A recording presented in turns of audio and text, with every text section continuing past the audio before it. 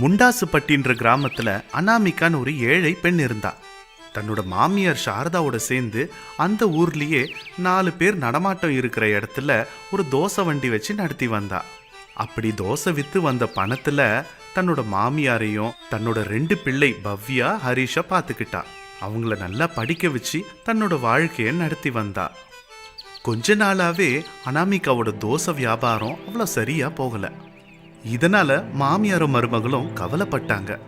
தோசை வண்டி கிட்ட 2 பேரும் சேரை போட்டு உட்கார்ந்து யோசிச்சுக்கிட்டு இருந்தாங்க. அன்னைக்கு தோசை சாப்பிட யாருமே வரல. மருமகளே, மதிய நேரம் ஆயிடுச்சு. எல்லாரும் இப்ப சாப்பாடு சாப்பிட தான் போவாங்க. தோசை சாப்பிட யாரும் வரமாட்டாங்க. வாமா, நம்ம வீட்டுக்கு போகலாம். வரமாட்டாங்கன்னு நினைச்சா எப்படி அத்தை? பாப்போம், யாராவது வருவாங்க. நம்ம கடை தோசைய சாப்பிட யாருக்காவது ஆசை இருக்காதா என்ன? நம்ம இல்லைன்னு திரும்பி போயிட்டாங்கன்னா வர